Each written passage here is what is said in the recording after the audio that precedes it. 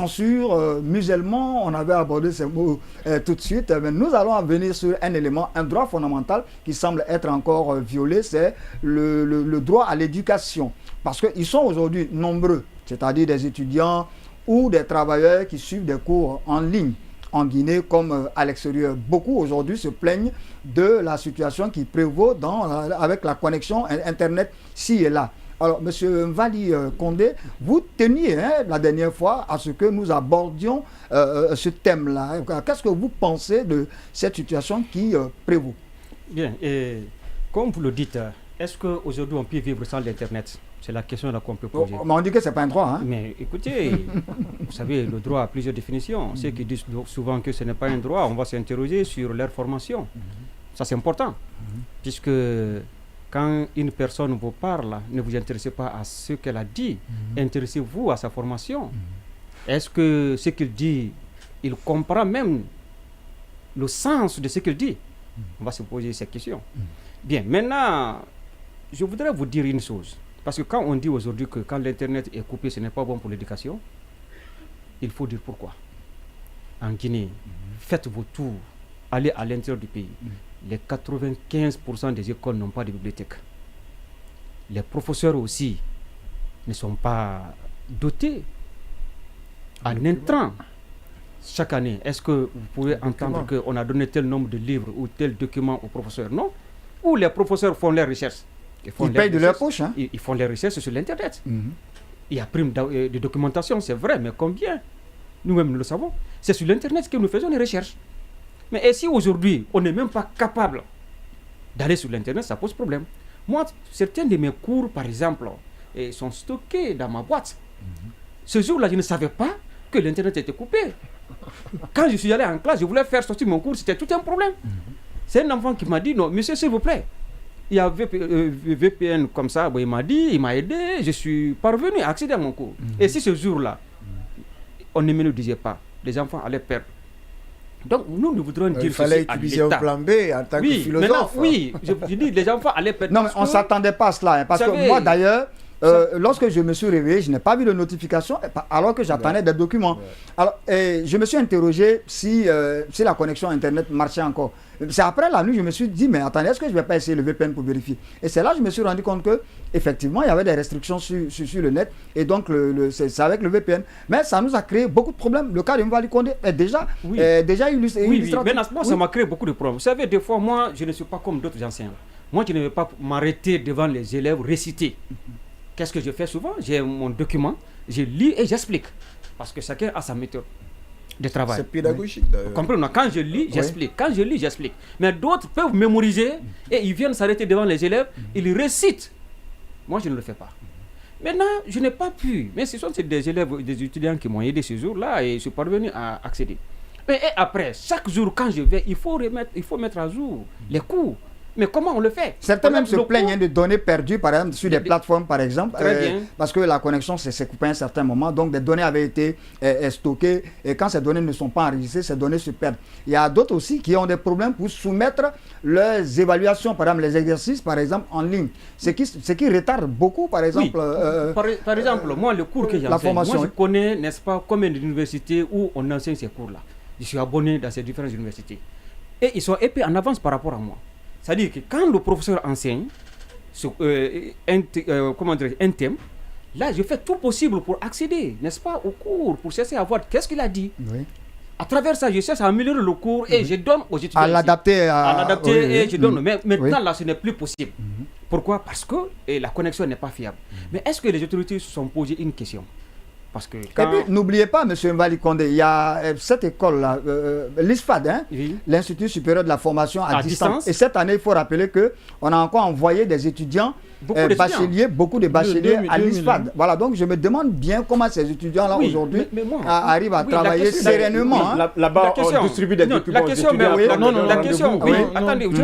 question que je me pose est de savoir, est-ce que ceux-là. Mais tout ne se fait pas physiquement à l'ISFAD. Est-ce que ceux qui ont pris cette décision-là ont pensé aux conséquences néfastes? On se demande bien. Je me dis non. On se demande pourquoi bien. Je dis est-ce qu'ils ont pensé aux conséquences néfastes? J'ai dit non. Pourquoi? Parce que les conséquences sont énormes. Ceux qui les ont poussés, parce que c'est une hypothèse que j'ai formée, peut-être ils voient des choses sur les réseaux sociaux qui ne sont pas propices, qui ne sont pas bonnes par rapport aux dirigeants, c'est-à-dire qui s'opposent au bien-être de la société, à la sécurité de l'État, etc. Ils ont dit beaucoup de choses. Moi, je voudrais leur dire ceci. Lorsque vous voyez un tel fait, certains sont sur les réseaux sociaux, font des communications. La solution, c'est quoi? Il faut, n'est-ce pas, arrêter les gens là qui font ces communications. Évidemment. Vous pouvez les poursuivre. Si vous ne les poursuivez pas, si vous savez que ce qu'ils disent est fondé et vous voulez conserver votre pouvoir, tout ce que vous pouvez faire, c'est d'aller dans le sens de la contre-propagande. Vous aussi, vous mettez en place des structures. C'est vous, l'État. Mais qu'est-ce qui vous empêche de mettre en place une autre structure? On a vu le régime passé. Donc il ne faudrait pas que les dérapages de quelques-uns puissent les amener à le faire. Maintenant, ils doivent mettre en place d'autres structures qui parviennent, n'est-ce pas, à parler de leur politique. Mais s'ils ne parviennent pas à faire ça, ils veulent couper tout. Et je vais vous le dire, parce que peut-être vous allez dire tout de suite là que non, que ça ne concerne pas les élèves. Mais est-ce que vous savez aujourd'hui que beaucoup de parents d'élèves vivent de l'Internet à travers la vente en ligne? C'est à travers ça, n'est-ce pas, qu'ils paient la scolarité des enfants. Mais si on coupe ça, cela veut dire que ces enfants-là ne pourront plus aller à l'école parce qu'ils vivent, n'est-ce pas, de la vente en ligne. Oui, bon, on ne va pas aussi se faire les défenseurs des commerçants. Hein. C'est vrai que ça impacte. Non, je parle des parents d'élèves. Oui, des parents d'élèves qui paient la scolarité des enfants à travers la vente en ligne.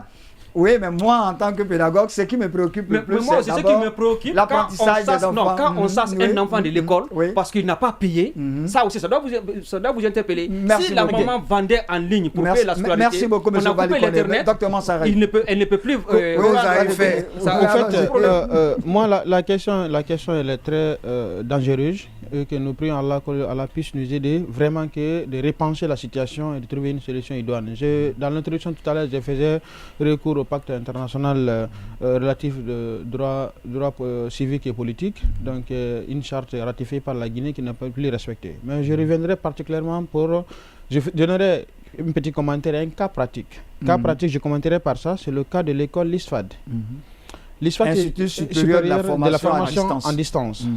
Cette institution regorge aujourd'hui une panoplie de cadres guinéens qui se sont recyclés et des nouveaux étudiants qui ont été orientés, je crois plus de 2000. Depuis l'année dernière, la formation était quoi? Avant, c'était on distribuait des brochures et enfin on fait la restitution le week-end et vous êtes évalué à l'issue.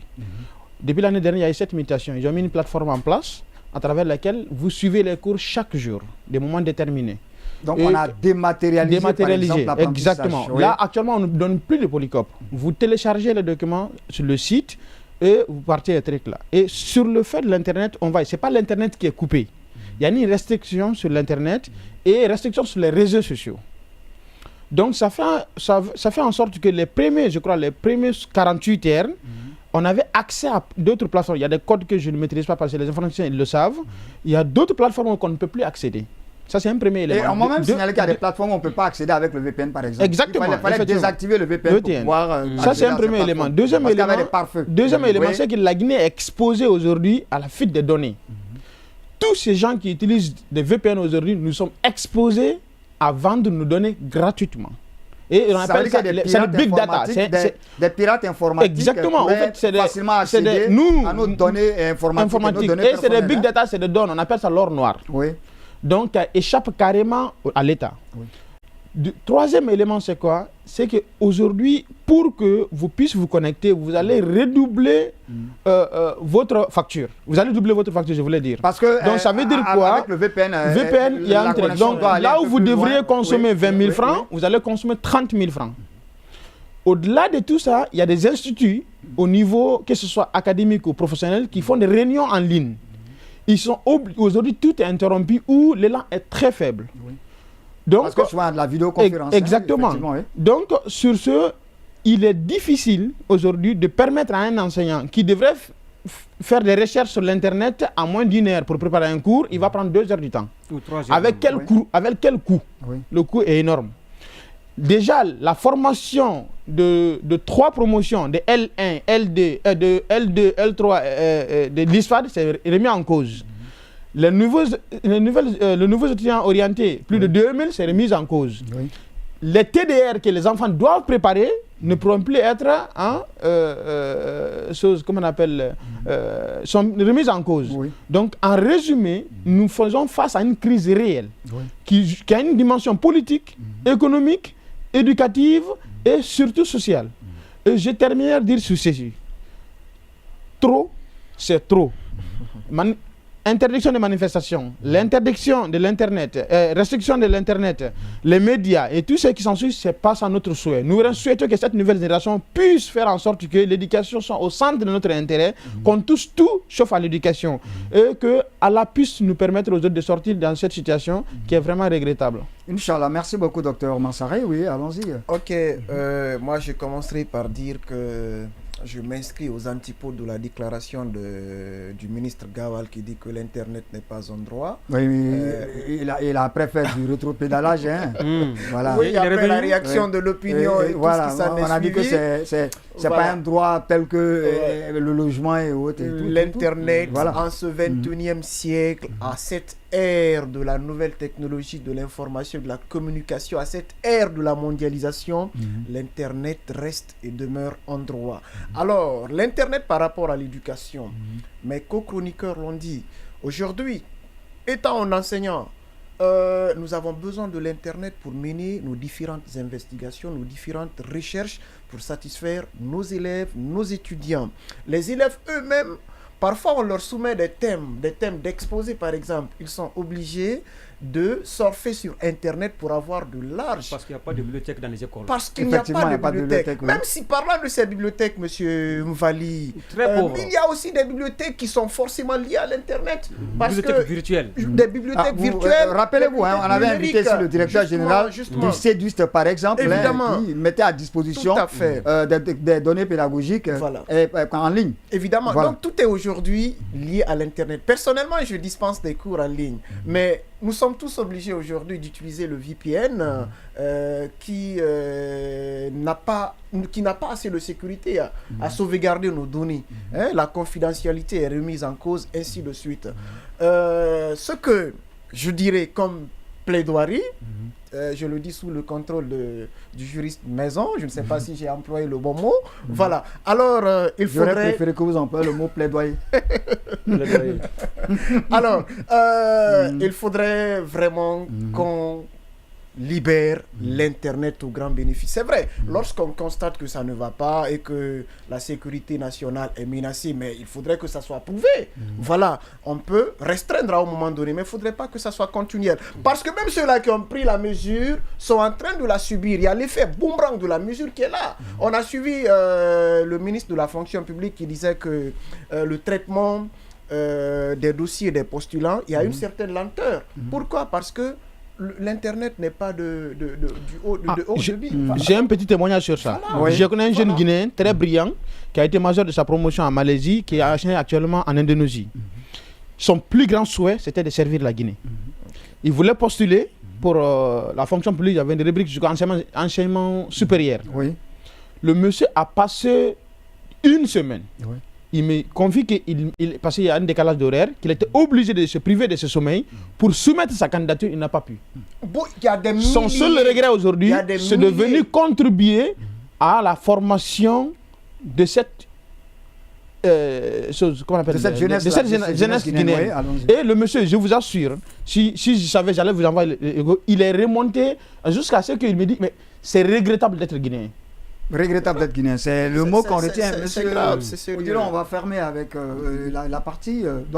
Vivement que l'Internet soit moins restreint, que cela permette aujourd'hui les apprentissages et que cela permette la transmission de l'information à ceux qui en ont besoin et à ceux qui en usent au quotidien. On va terminer. Oui, on va terminer. Vous savez, moi je voudrais vous rappeler un fait. Vous savez, quand le président était aux États-Unis, il a été clair. Je vous demande de relire son discours quand il était aux États-Unis.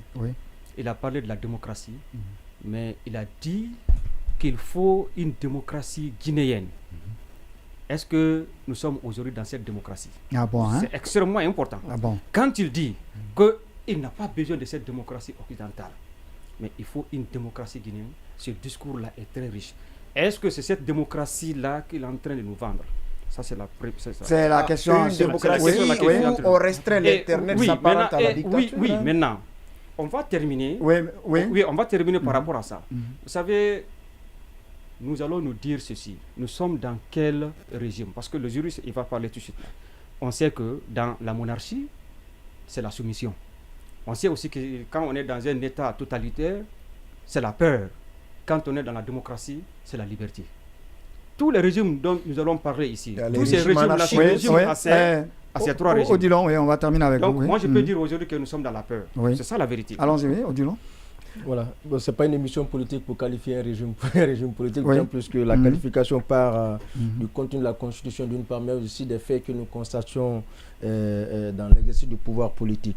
Mais par rapport à cette restriction qui produit des conséquences sur le droit à l'éducation, il faut quand même rappeler qu'en 1948, il y a eu quand même cette déclaration des droits de l'homme qui a été adoptée le 10 décembre 1948 sous l'égide des Nations Unies, et dans laquelle déclaration nous avons un certain nombre de droits qui sont évoqués, mais au fil du temps, il y a de nouveaux droits de l'homme qui ont vu le jour, notamment le droit de l'homme à l'eau et à l'assainissement en 2010, et le droit de l'homme à un environnement sain également en 2021. Et aujourd'hui, les Nations Unies sont en train de se pencher sur le droit d'accès à l'Internet comme étant un droit fondamental. Donc pour ceux qui pensent que le droit d'accès à l'Internet n'est pas un droit, ça nous le laissons avec leurs réflexions. Il est quand même important de rappeler que le droit à l'éducation est un droit fondamental et qui reste un élément essentiel du développement durable. Et qui parle du développement durable dit du développement qui tient compte du présent, mais aussi des générations futures. Donc, si nous voulons préparer une nation vraiment compétitive sur la scène internationale, il faut vraiment donner de la valeur à l'éducation. Et mieux, le droit à l'éducation de qualité constitue ici le 4e ODD, le 4e objectif du développement durable, qui a d'ailleurs été défendu lors de la récente session Assemblée générale des Nations Unies. Donc il n'est point discutable aujourd'hui de se poser la question de savoir qu'est-ce que l'Internet apporte sur l'éducation des personnes. L'Internet reste ici un moyen privilégié pour s'instruire. Moi, par exemple, il y a beaucoup de choses que je fais avec mes étudiants à travers Internet. Ce sont des devoirs qui sont envoyés par Internet, des discussions, pas plus tard qu'hier. Moi, je suis resté jusqu'à 2 h du matin en train de discuter avec les étudiants sur des exercices que je leur ai donnés. Figurez-vous bien. Et aujourd'hui, les enfants sont obligés d'attendre la nuit tardée parce que la journée, d'abord en temps normal, on a des problèmes de connexion en pleine journée et en plus forte raison lorsqu'il y a restriction d'Internet. Donc je pense qu'il est temps aujourd'hui que nos autorités sachent prendre la bonne décision afin de remettre les choses sur les rails. Sinon, comme on est mal dit dans le quartier, on est mal barré. Merci beaucoup, M. Odilon Mami. Donc,